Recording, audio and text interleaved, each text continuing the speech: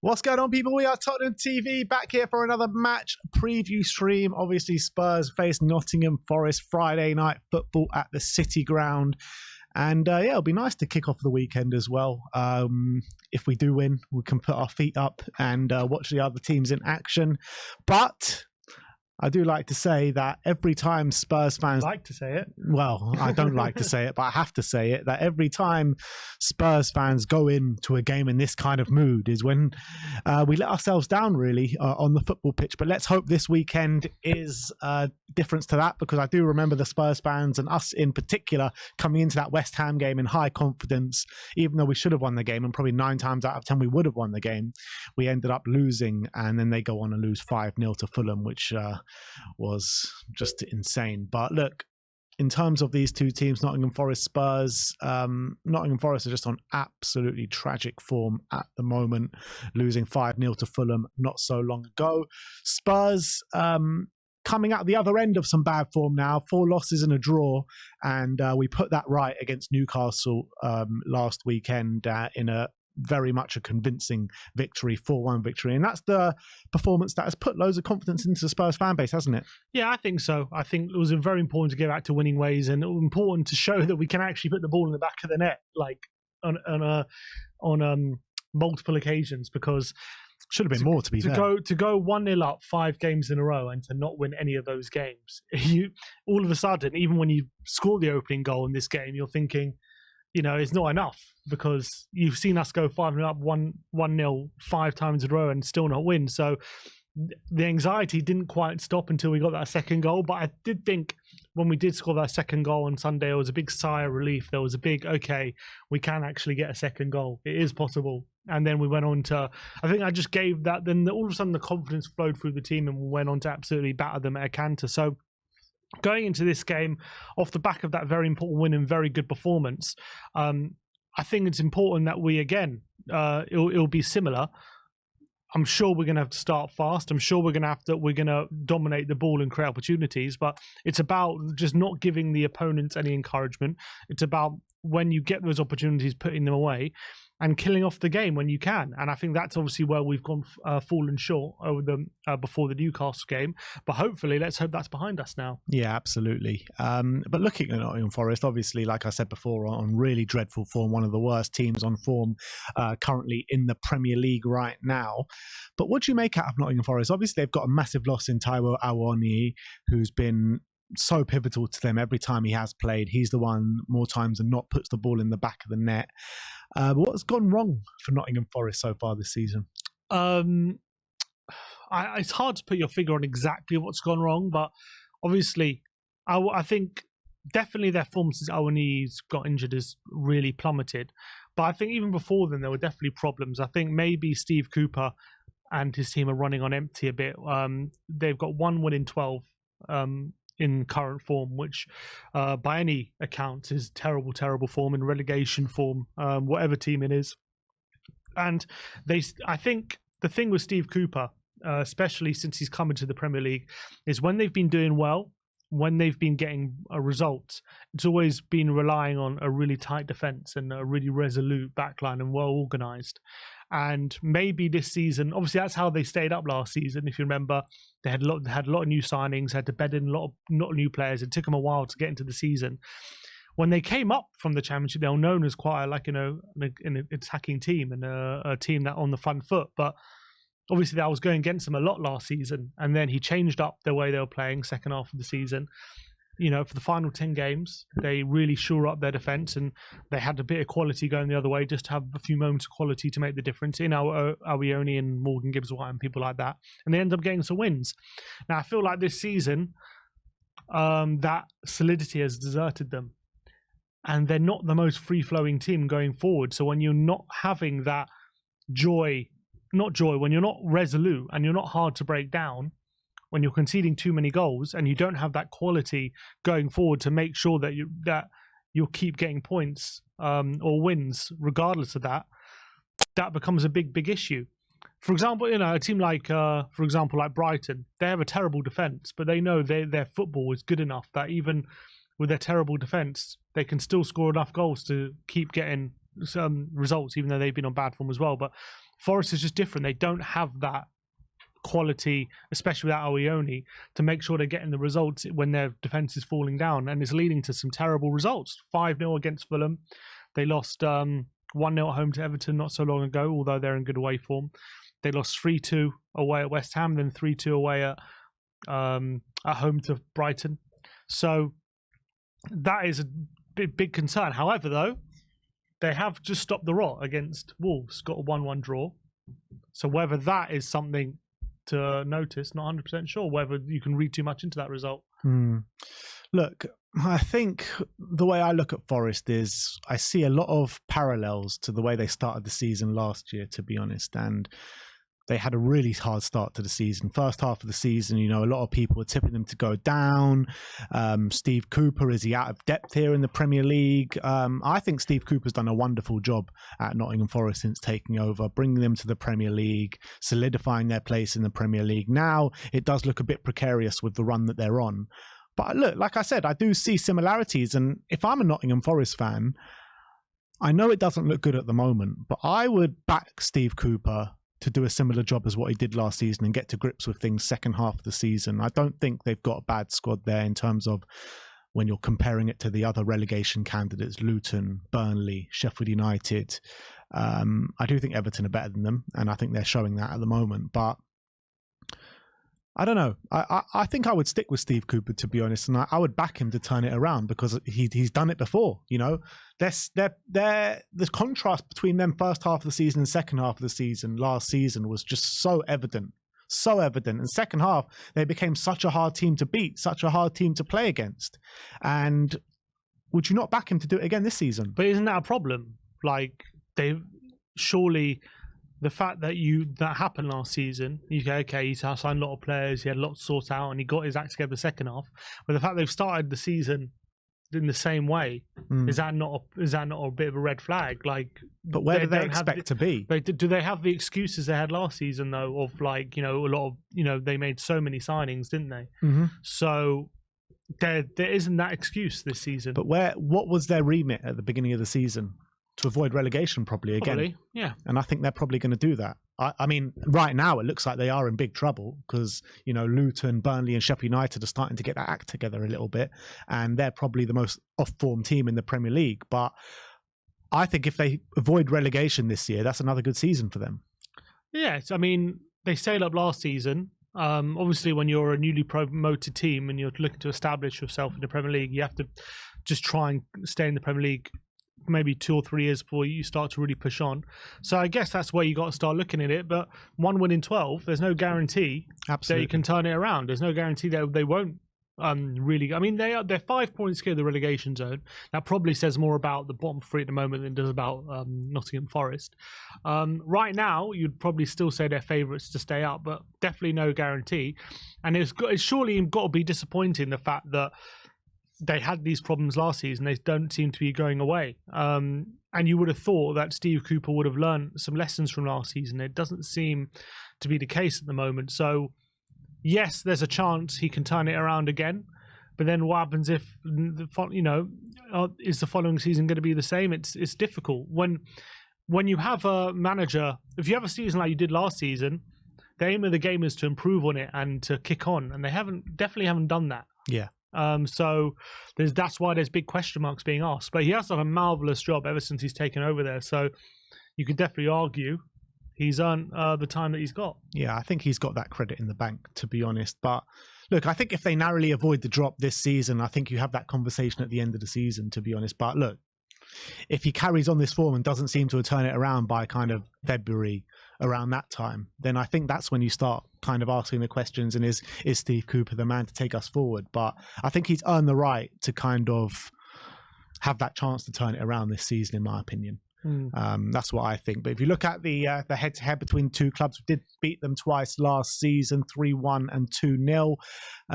Did lose them in the cup. Yeah, we did lose them in the cup. But if you cast your mind back to that last game at the City Ground, it was that game where Richarlison was doing those kick-ups on the pitch and got absolutely clattered. With Richarlison kind of playing himself into form, last game was probably his best performance in the Spurs shirt. What are you expecting from him this weekend? Yeah, now hopefully he can ride that a bit of a wave, because he's had a really tough time of it since coming to Spurs. He's now hopefully over some real physical problems and mental problems that he's been open enough to share with the footballing world, and he definitely looked like a lot like his old self last Sunday against Newcastle. Definitely looked sharper than ever. Obviously got 2 nice finishes in front of goal as well, both with his weaker foot. So I'm expecting Richarlison to build on that confidence that hopefully he built from that game.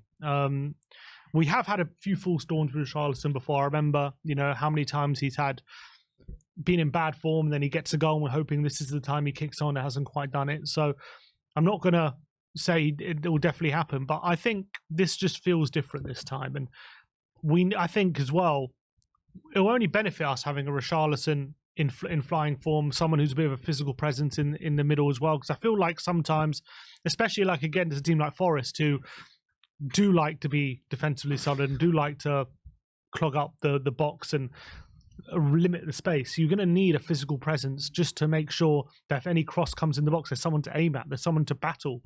And I feel like that's something that has definitely been missing. If you cast your mind back to the West Ham game, we're putting crosses in the box and there's no one there to aim at really.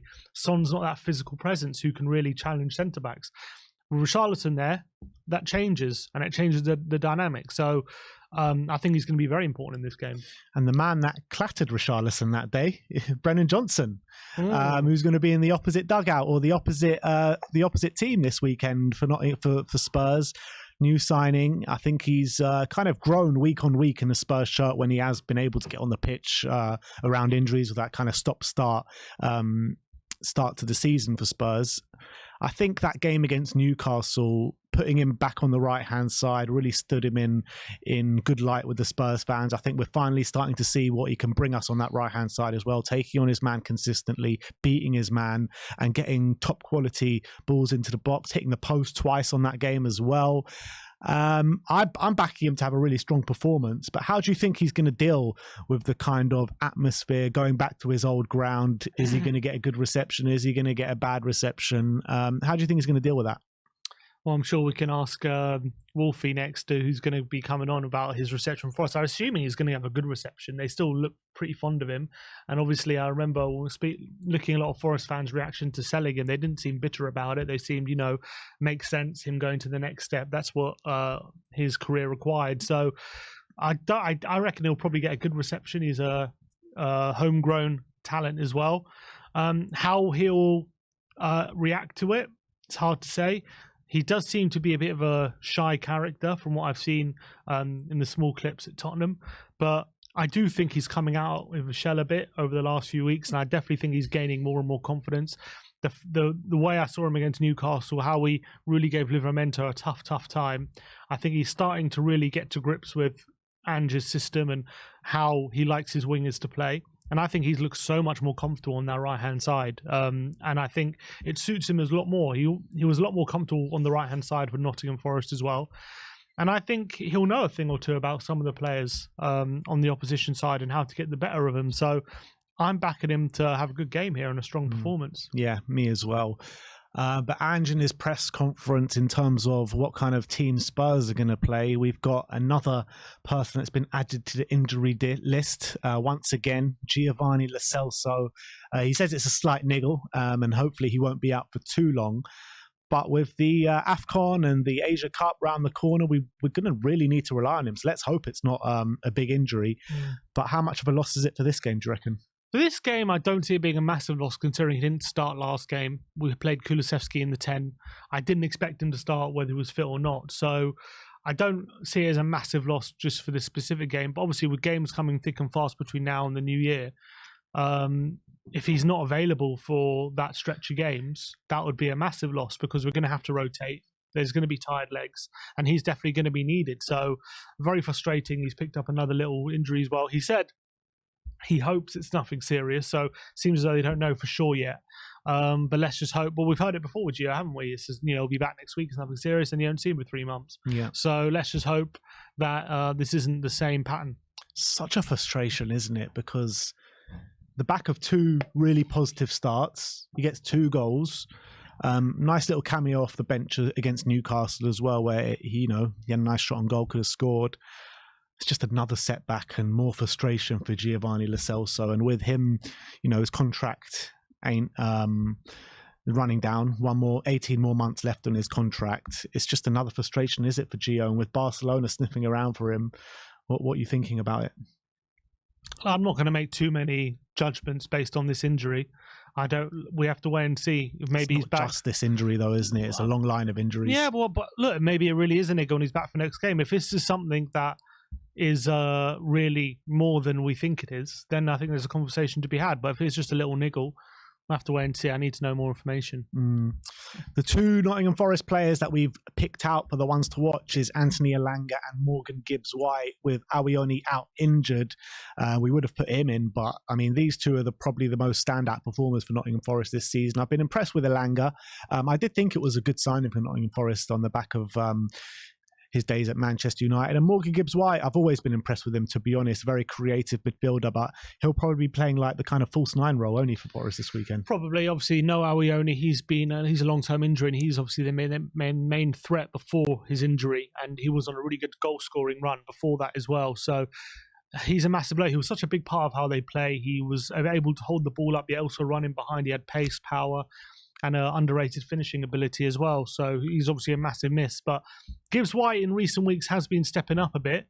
Had a really great performance against Brighton in their 3-2 defeat. Wasn't enough, but he was really, it was kind of like a Roy the Rovers kind of performance. It was seemed as though he was trying to get a result all by himself at times in that game. Couldn't quite happen. I feel like he struggles with a lack of quality around him. I know Elanga has been decent as well this season. As you say, 3 goals, 3 assists. He's played quite well, to be fair, at times, but I feel like he's a bit of a moments player, Elanga, and sometimes doesn't get too involved in the general play. And then last season he had Awoniyi and Brennan Johnson to link up with, and it just hasn't been the same this season in that dynamic, and he's been a bit stifled. I feel like if you stop Morgan Gibbs-White, then it's very hard for Forest to be able to build up attacks and create opportunities. But he has enough quality that he can create something on his own. We've seen it enough times. He's broad, he's got strength, he's got good upper body strength, he's good at holding. He's got similar physicality, I feel, to like a Decky in terms of how strong he can be on the ball. But it's just about whether has enough players to link up with and he can create enough chances, because at the moment in recent weeks it's really not going in their favour and they've been struggling for goals, and then haven't been able to keep it tight at the back either. So good player, but I feel like he's been a bit isolated in recent weeks. Yeah. In terms of the way Nottingham Forest is going to set up this weekend, I do imagine them sitting in a low block, trying to frustrate us. We have struggled at times to break down low blocks this season with Sonny as the number 9. We do envisage Richarlison will keep that spot as number 9 after a top performance against Newcastle. With Sonny out wide and Brennan out wide, will that give us more opportunities or better opportunities to break down that low block? Probably, I would say. I think obviously Sonny was brilliant out wide against Newcastle. I think Brennan looks a lot more suited on the right hand side. And I also think having Rishi up front and also Kulu in the number 10, I think all these different things give us more opportunities to break down low blocks as well. Now it's interesting, Nottingham Forest for the majority of the season been playing 4 at the back. But in their most recent game where they got a point against Wolves, they did revert to a 5. So whether I'm going to assume they're going to do that against Spurs in a view of trying to frustrate us.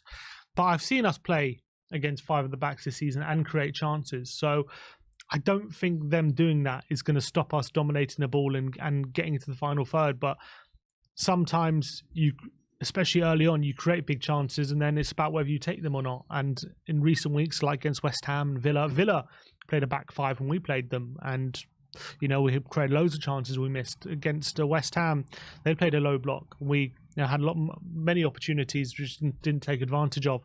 So it's going to be on Tottenham to make sure that when those opportunities come, we're taking full advantage. But based on the Newcastle game, hopefully we take that confidence and that momentum into this one and start putting those chances away. Because if we do that, I think there's no reason why we should be confident about winning this game. I think like against West Ham, like against Aston Villa, we started the game well. We attacked from the off. We came out the blocks quite fast. Just we couldn't get the second goal. I mean, the first goal we got, but it's the second goal that has been the kind of Achilles heel, to be honest. And against Newcastle, that's exactly what we did. We got that second goal. So how important is it to come out the traps fast in this game, and how important is it to force Nottingham Forest to come out a little bit? I think it's not only that, but as well, the way things are at Forest at the moment, a bit toxic. It feels like everyone's having a debate, Cooper in, Cooper out. If they go down 1-0 down early, all of a sudden it quietens the crowd. It maybe gets the fans to turn on the team a bit. All of a sudden that bad feeling seeps back in. So I think that's also a crucial element, especially when it's Friday night game under the lights. You allow them back in, you allow them in the game a bit, and all of a sudden you allow them a foothold, and then that crowd can get on their side, and all of a sudden it becomes a very difficult game. So I think starting fast, getting in their faces, and trying to get the lead as early as possible, and trying to quieten that crowd is super, super important. Yeah, completely agree. So look, I think it's going to be an intense atmosphere on Friday night. Nottingham Forest desperately need a win. Spurs seem as though we are coming out the other end a little bit after 4 defeats and a draw, a very impressive victory against Newcastle.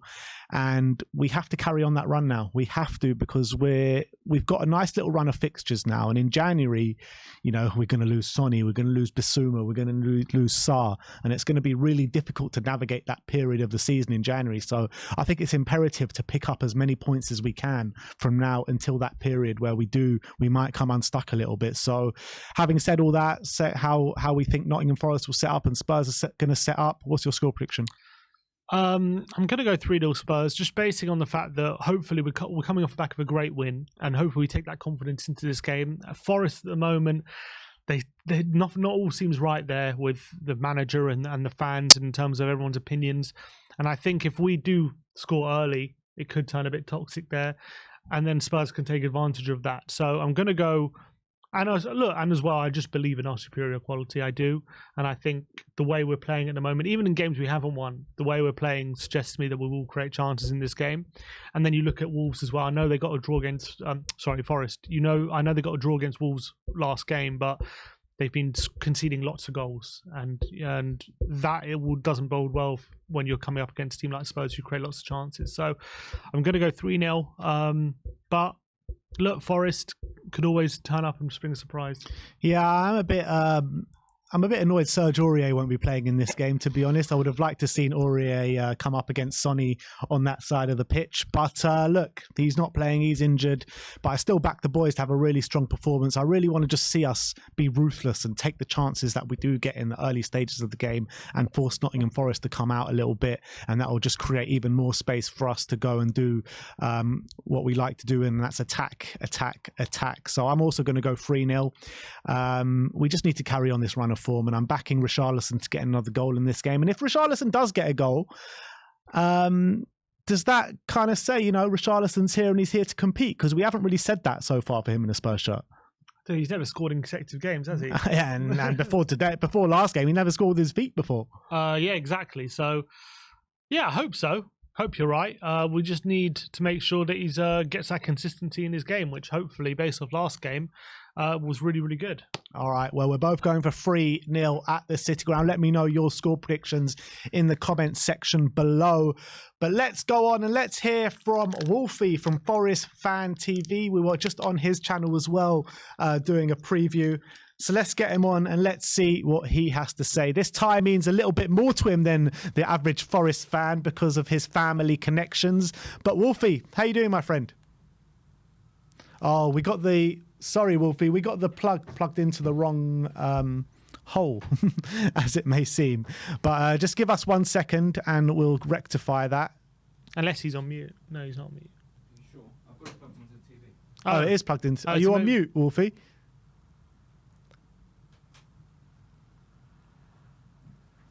Can you boys hear me? There we go. Now we can hear you. There we go. Perfect. So Wolfie, it went on the wrong input. This game means a bit more to you than the average Forest fan, doesn't it? Yeah, it does, mate. And after our chat earlier, I'm still depressed.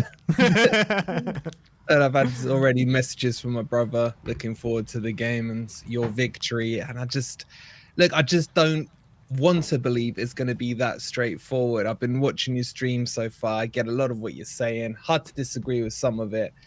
But I just hold on to the fact that Forest do Forest things. When you expect them to win, they get slapped by Fulham.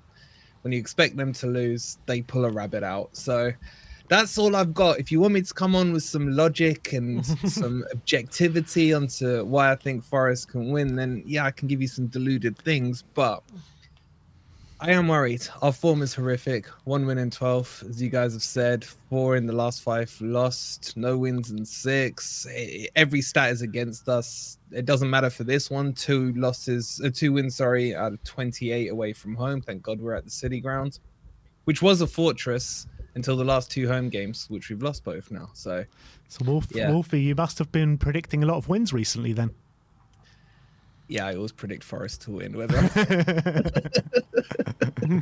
I predicted us last season to beat Man City 5-2 and we lost 6-0. So don't ask me for predictions. Don't ever go with me on your bet slips. In terms of something to cling on to, if I think of it right, you've against the bigger teams, to be fair, this season, you have given them all a game. You know, Arsenal, you narrowly lost that 2-1. You beat Chelsea at Old Trafford. You were 2-0 up. Sorry, you beat Chelsea at Stamford Bridge. You were 2-0 up at Old Trafford, losing that 3-2. You beat Villa 2-0. I don't know how you fared against City or Liverpool. But against Liverpool's the bigger teams, the only one that put us to the sword. Liverpool beat us 3-0. Against Man City, they went 2-0 up, and then Morgan Gibbs-White got Rodri. What's his name? Rodri sent off. That's Rodri, right, yeah. sorry, yeah, he got him sent off, and then it finished 2-0. And we did put a good account of ourselves in the second half. Spot on what you're saying, mate. When it comes against the big teams, I personally secretly think Cooper prefers playing top 6, top 8 teams because he's the underdog, and it means he can go into what he's comfortable with, which is low block, negative, defensive football. When we played the likes of Luton, Burnley, Sheffield United, etc., when the onus was on us to attack, that's where I feel Cooper was found wanting. We narrowly beat Sheffield United in the last minute, blew a 2-goal lead against Luton, drew with Burnley, and these are the things that worry me about the context of the season going forward. So yeah, normally I would feel more confident playing Spurs over playing a Luton or what have you. But it's just our run of form at the moment, and the pressure's building big time on Cooper. Yeah, talk to me about Steve Cooper, because there is, a lot of talk about it at the moment, saying Cooper's on his last legs and everything like that. But, you cast your mind back to last season. He did seem to turn it around where he had a similar first half of the season. But where are you at with Steve Cooper at the moment? For me personally, I'm in a minority. I think he's reached his limit. The majority of the fan base are behind him, but I just don't see progress, boys, from last season. I'm not expecting Forest to go and win the league. But what I am expecting to see is an identity by now. If you take Ange as the example, he's come in within 3 weeks. I could see his identity, his style of play, and that what he wanted to go after. We're now nearly 18 months into Forest back in the Premier League. I'm seeing nothing different in terms of progression, in terms of the style of play, and that for me is frustrating. What I don't like, though, is the uncertainty. I think whether you're Cooper in or Cooper out, it almost feels like at the moment he's got a rolling 1-match contract. And I don't feel you can have a cohesive dressing room or club based on that. So for me, even though I'm Cooper out, if the owner Marinakis was to come out and say, we're covering him till the end of the season, fine, I can make my peace with that. My own personal feelings mean nothing, but to see it like what would happen if we beat Spurs this Friday and then we go and lose to Bournemouth, to Newcastle and Manchester United? It's just so up and down. I personally feel he should have gone a couple of games ago, because we had winnable games against Everton, Fulham and Wolves. That's 9 points that we could have, I'm not saying we would have won them all, but we took 1 out of 9. And now we're coming into a tough period. But the majority of the fans are still behind him. Even 5-0 against Fulham, and they're still singing his name in the crowd. But I just think when you look at it objectively, he's at his limit. The only reason to keep him in right now is sentimentality. Most of their arguments are, well, he got us up. He gets Nottingham. We love him. He loves us. This stuff, it's all sentimental for me. And I look at it more objectively. Do you think the players are still behind him? It's interesting, isn't it? It looked like he'd lost the dressing room after Fulham. And we saw wholesale changes for the Wolves game. We saw Chekiote coming back in, Ryan Yates, a couple of others as well. The big summer signings, the Sangares, Dominguez, etc., they were all dropped to the bench. Because I don't think he's lost them, but I don't think he's yet gained the big names respect yet that we brought in from this summer. How do I know? They may have not even heard of Steve Cooper before the summer, you know? So I do, and that's with all due respect to him, but I do feel that, you know, we've upgraded our team, we're upgrading our stadium, we've upgraded a lot of things off the pitch. So upgrading a manager for me is the next progressive step. And my worry is that if we do what we did last year, where Marinakis gave Steve Cooper a new contract, and then come, I don't know, February, March time, if Forest are in trouble, my big issue with it is that manager pool of decent manager gets smaller and smaller until you're left with Big Sam. And I don't want to get it to that stage. You either have to progressively look forward and think this is the right time where there's still good managers available currently, or you just come out and flat out say, he's here till the end of the season if you're Marinakis for me. For you, though, you know, you were on 4 losses in a row, and obviously that culminated in the 5-0 loss to Fulham. But you did get a draw in your last game against Wolves. Now, you mentioned there was wholesale changes in that game. Did it seem like a bit of a turning point, or was it just a bit more of the same and, you know, you just, you know, wasn't that impressive a performance even though you got a point? It's us three could have laced up against Wolves and we would have looked better than Forest did against Fulham. So an improvement to the Fulham match. Yes, 100% there was an improvement in the desire, in the attitude of the players. But we are setting a very low benchmark to what we saw against Fulham. I felt the players on the pitch were more so playing for Cooper than the team that did against Fulham. But if I'm looking at it objectively, Wolves weren't great. They did struggle in that game. They couldn't break us down, and we had a couple of chances to win the game. But you know, it's just a case of where are your standards? Is my question to the Forest fan base. Really, are you happy with 17th this year, just avoiding relegation, or do you think Forest should be progressing to more of a mid-table team? Now, my opinion and their opinion, honestly, doesn't matter, because the only opinion that matters is Marinakis. And he's come out in plenty of interviews, either via him or via the players, saying he wants to be pushing to establish Forest as a top 10 team. Now, a lot of people say that's deluded. But who are we to argue with the guy that's put 200, 300 million into a club? It's not my money that's been spent, it's his. So our opinions technically are important, but don't really matter in the grand scheme of things, because it's where Marinakis sees the club and the investment he's put in for me. What happened with your club captain Joe Worrell, and I think there was another player who got what's it called, banished from the first team? That was after the Fulham game. Have they been reintroduced? Do you know what the situation with them and what happened there? So at the moment, there's a lot of rumors about it. There's been a lot of social media rumors about Joe Worrell saying X, Y, and Z about Steve Cooper. Now, he, for me, has never been, and I'll talk bluntly with you guys, I've never seen him as Premier League quality, speaking specifically about Joe Worrell.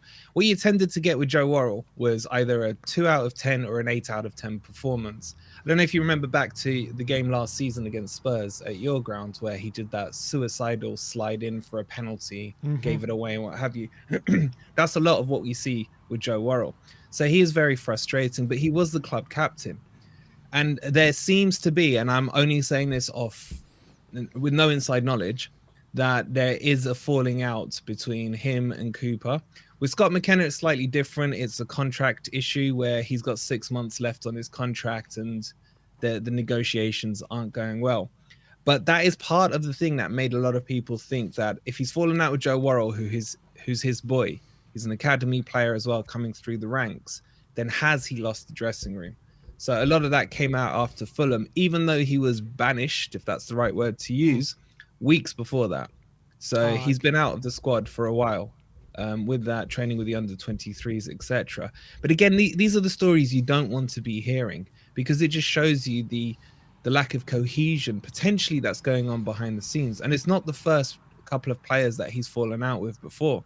You know, a lot of the players he falls out with end up at Olympiacos, or players that he doesn't rate, or there's talks of players that he hasn't signed that he just kind of turns his back on and sends to Olympiacos or out on loan, like John Joe Shelvey, for example, over the summer. He got shoved out. Emmanuel Dennis, seeing the Brazilian guy Scarpa, Richards. You could make a whole team for the players that haven't haven't quite gelled in.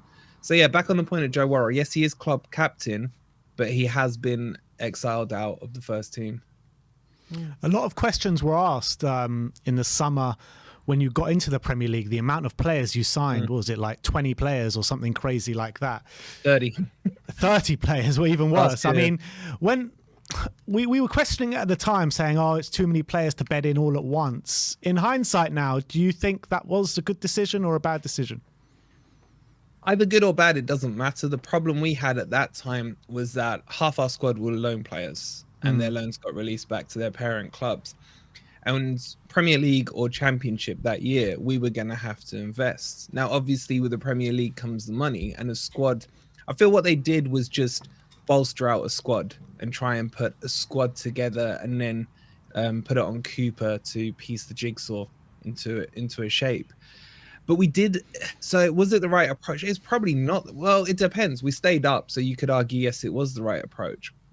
What we were expecting, summer just gone, was a bit more, for it to be a bit more surgical, with specific players going in, more going out, because we're very bloated in terms of a squad. But again, we saw, I think, 13 or 14 players come in this summer. And if you look at the team that started against Wolves, only 3 players from the batch that came in this summer made that starting team. So it's beginning to feel to me, and it's just my opinion, that there's a lot of these players that came in from the summer that Cooper may not have had an input in on. Sangare, for example, who was our big money signing. Thanks again for the Jono money that sanctioned that one. And it just feels like Cooper wants to go to his tried and tested from last year. So yeah, it was a lot. It's, not been done before to that extreme amount. But if we weren't to have spent in the Premier League, everyone said we're here for, a journey for a year. So you can never win that argument, because look at Norwich. When they come up, they don't spend, they go straight back down. Everyone says, why didn't you spend? But when you do spend, you're told, why have you spent? So but there's a fine balance, though, isn't there? A fine balance. Does Cooper, for you, does he hold responsibility for signings like Hudson-Odoi and Origi, who have been brought in to bolster your attack but haven't quite cut it, have they? I would say yes on Hudson-Odoi, because he worked with him in the England setup back in the under-17s, I think it was. Origi, I don't know. What the players I do know that Cooper went for were the likes of Hudson-Odoi, Chris Wood, Shelvey, those type of players that he chased himself after.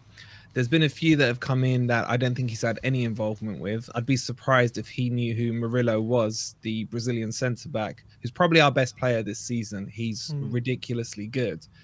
I think, but either way, I would say it doesn't matter.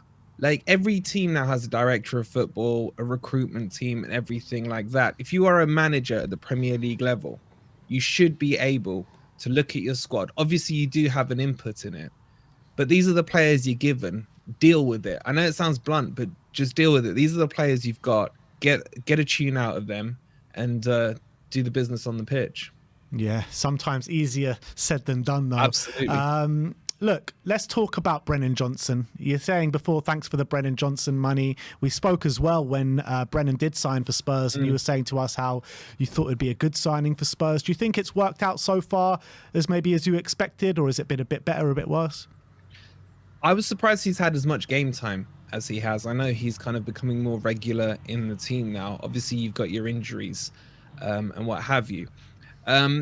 It was interesting to see that Ange put him on the left-hand side rather than the right-hand side in the majority of the games, which is something I wanted to see him in, because I feel it makes it easier for him to cut in and pop off a shot, because I still do think he's got great shots on him. However, a few of his crosses, which surprised me, that led to a few assists for you guys, were crosses from his left foot, which I've never fully rated his weaker foot. But seeing him, I think, against Newcastle last week back on the right, he just looks more balanced there for me. Playing out on the wing, getting the ball in behind, running in, either taking a shot or looking to, square it off for someone in there. So overall, I think he's exactly where I thought he would be. I have seen some, development within him. I still think he's got plenty to grow still, especially at Spurs, especially playing at the higher end of the league. One thing I'm convinced is he'll never score a goal with his head. Now that I've said that, he'll do it tomorrow, but heading has never been his strong point. It's all about his feet and his pace for me. But yeah, it's an interesting one as well. I heard you guys mentioning it earlier on the stream about the reception he's going to get on the City ground. And our fan base is extremely sentimental. I've got a few mates who've said, should we put a banner up? Should we have a little viddy thing on the big screen beforehand? And I'm like, no, he's not a Forest player anymore. We can applaud his name, yeah, but leave it at that. Leave it at that. I don't understand why we've got to go over sentimental, with it. So I expect him, though, joking aside, to get a really good reception tomorrow. But as far as I'm concerned, he's not a Forest player anymore. And, he's for you guys to nurture and develop going forward. I just really hope he doesn't score. How do you think he's going to deal with that, though? Like, because he does seem a bit of a reserved character, maybe coming a bit out of his shell now. But how do you think he's going to deal with the kind of passion of him going back to his old club? He's always struck me as very humble and very rooted. He's always he's never been in the media or in the spotlight with any scandal stories or anything like that. He just comes across as a really well-grounded young lad, and a lot of that I think comes from his dad, David Johnson, who's obviously been through it and done it all before, and at Forest as well. So I expect him to warmly receive any applause he gets tomorrow. I don't expect any goal celebrations. Hopefully we don't get to find out. But look, there's no animosity from myself or any Forest fan on Brennan Johnson, because let's not forget, had we not sold him to you, there were certain players that we wouldn't have been able to afford, because it was all straight cash, 48 million. He was homegrown, so that all goes onto the bottom line on FFP, etc., through the academy. And I expect him to, be very humble in his approach tomorrow. Could that impact him? We'll have to wait and see. But I do think he doesn't realize yet how good he can be. And maybe he does need a little arrogance about him to maybe push him on now that he's playing for Spurs, etc. Hopefully he cleans out Richarlison again and, they both get sent off. That will sort us out. But, I don't expect him to do the keepy uppies, that's for sure. Well, given the form that you're in going into this game and how you've been, maybe how you set up in the last game, considering it was a big change, how do you expect the game to go on the weekend? If you saw how Spurs played against Newcastle, coming back into form after some bad results, but maybe you could argue Forest getting a point for the first time in 5 games as well. Do you expect Forest to be sitting back, soaking up pressure, and just trying to see what they can do on the counter, or do you maybe expect Forest to, being at home, take the game to Spurs a bit? I think there's a few things that I know for sure are going to happen. Like I know the style Spurs are going to play. I could almost pick your 11 and be very close with it. Picking Forest 11 is impossible. You got more chance of winning the lottery at the moment. But that aside, you can pick how Forest are going to play. We are going to play low block. I am 99% sure Cooper will go with Fife at the back, with 3 in the middle. Try and block out that midfield, force you guys wide. And I think that's because that's his comfort zone. Try and hit you on the counter attack. Now, the big problem is Taiwo Awoniyi is out injured, probably till about February, March time, which leaves us very light up front. Chris Wood is not good enough. Origi hasn't been given a run, nor does he look good enough when he's come on. So you'll probably see Elanga playing as a false 9 with Morgan Gibbs-White in behind. But that won't change the game plan. The game plan will be to sucker you guys out of your half as much as possible, absorb, and then hit probably with the wingers. The likes of Nico Williams had a really good game against Wolves last weekend. And then looking for those balls over the top into Elanga. As good as Elanga can be, for me, his football IQ needs to improve. He's very good at running, getting himself into a good position, and then not finding the right pass. So he's quite tunnel visioned in his approach. So he's still very raw for me. So I'm not that hopeful that Elanga's going to bag a hat trick or anything silly like that. But he does create chances. And as long as he's looking around and aware of where the rest of the players are, we could hit you on the break, a bit like we did against Villa. But the big difference is, because a lot of the Forest fans are holding on to this, we beat Villa 2-0, similar style, etc. The huge difference is that Taiwo is not playing. And Taiwo really can rough up the defenders and has pace about him as well as power. So I think that will be the Forest style. I think that's almost guaranteed. The question is, can you break us down? Because what Forest have been good at, weirdly enough, is scoring in the first 15 minutes of most games. But even then, once we've scored, we don't go for the throat and try and get a second. Instead, Cooper drops even deeper and tries to hold out. So either way, we're probably screwed, boys, is what I'm saying. So what's your score prediction then? I hate this question against Spurs because I can't predict Spurs to win. My brother will. Don't worry, just pretend like your brother's not watching. He'll probably be. He'll find it somehow. Look, my heart says best Forest can hope for is a 1-1 draw. My head says you won't smash us because you will get frustrated. You'll probably win 2-0, 2-1. And I know you guys are saying 3-0, but for that to happen, you'd need to score early, and Forest would need to drop their heads heavily because we won't. If you go 1-0 up, don't expect Forest to go to plan B and try and come out or anything like that. Forest will still hold on with maybe 10, 15 minutes to go and then throw whoever's on the bench on. So that's why I don't expect it to be, a thrashing, a Fulham style 5-0. So I think 2-0 is probably my head score on this one. 1 in the first half, maybe 1 when we decide to come out with 15 minutes to go or so. But I hope I'm wrong. Wolfie, always a pleasure speaking to you, my friend. Hopefully, maybe we can catch up after the game and have a bit of a debrief. But look, everyone do go and check out Forest Fan TV. Some great Nottingham Forest content out there. So, Wolfie, thank you so much for coming on. It's an absolute pleasure as always to be on, boys, and hopefully my depression turns into happiness come tomorrow night. A lot of people in the comments saying you look like Ange Postecoglou. They're calling you. I get that a lot, I have got a quarter Greek in me, so I don't know. Maybe somewhere we're related down the old family tree somewhere. But yeah, I've had that quite a bit lately. Someone's coined you Ange Forestecoglou. So I like that. He was close to being the Forest manager last year, by the way. So you guys have got yourself a good one. Got to never happen. Nice. Thanks, Wolfie. We'll speak to you soon, mate. All the best, guys. Have a good stream. And cheers. Big up to Wolfie. Wolfie Postecoglou, as people are calling him. But let's finish off the stream talking about our predicted lineup. Just before we go into predicted lineup, Ange has done his press conference. Could you bring up the injury graphic again, and we'll just go through the team news. Yeah, so Giovanni Lo Celso is the new injury team news. In this one, he's picked up a little niggle in training. In fact, I was watching the training video and Gio was there, but I'm guessing it was from yesterday because Gio was playing. So he said that Gio didn't train today. Hopefully it's nothing serious, but obviously a bit annoying that he's out. But obviously that follows on the long-term absentees of Perisic, Solomon, Sessegnon, Van der Ven, Maddison, Dyer and Bentancur, who Ange says are not going to be seen before the new year. So there you go. All right, well, let's get into predicted lineup. 4-3-3 formation as per usual. And in goal, we are going to go for Vicario. Yeah, it's been a common theme the last few weeks. We've been saying, had a good game, but not much to do. Let's hope it's the same in this one. Not too many saves, but obviously he's been having a great season, and I'm loving every second of him. Yeah, unbelievable season so far for Vicario, and another person who has had an unbelievable season is the right back, who most definitely will be right back on the day, and that's Pedro Porro.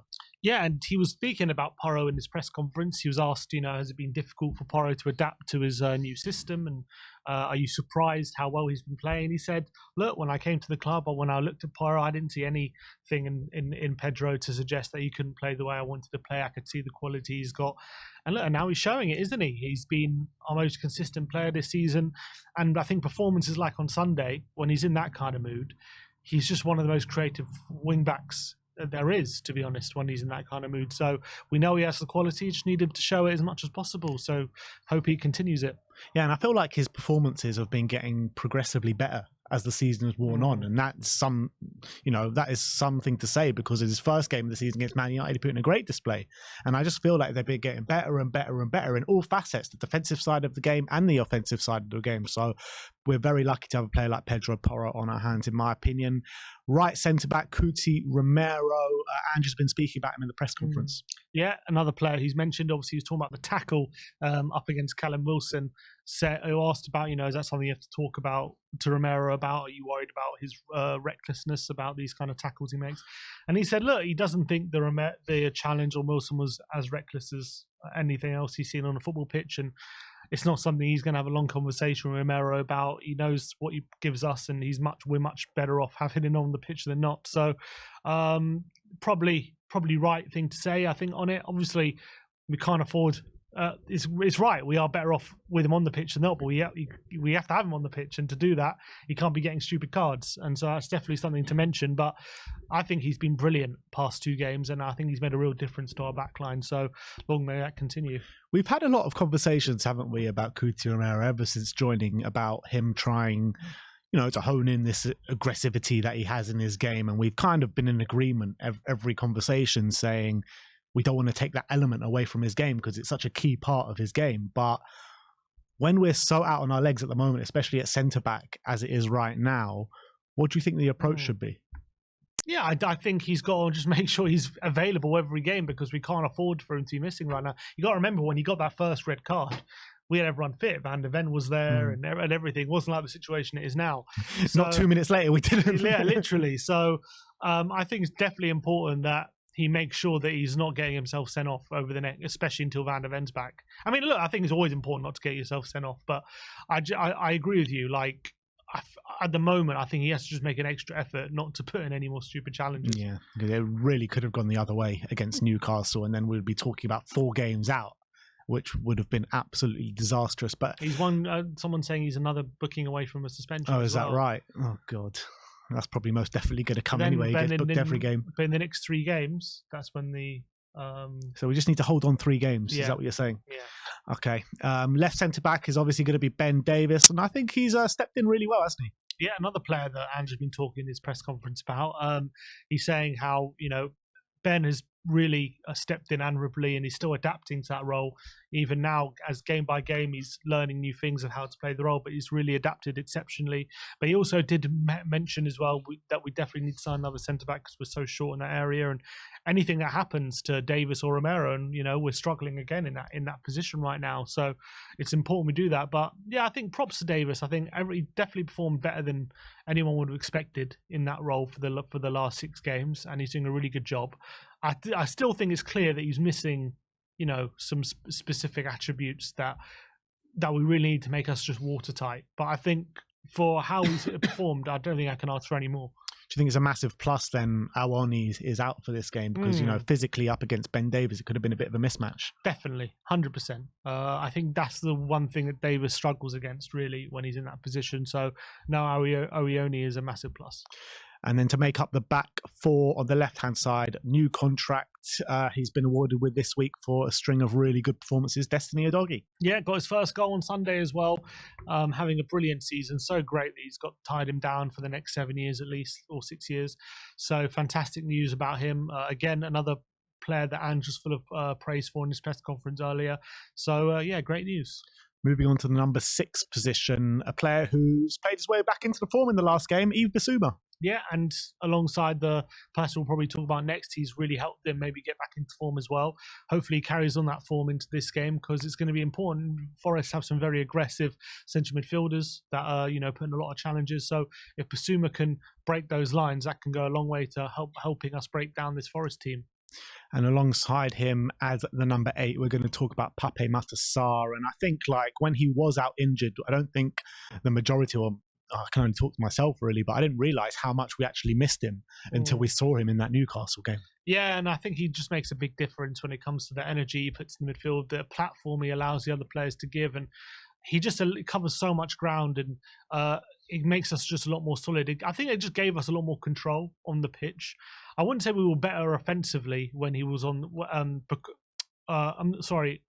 I just think with him on the pitch, it allows us to gain control of the game without losing too much defensively and giving up too many chances.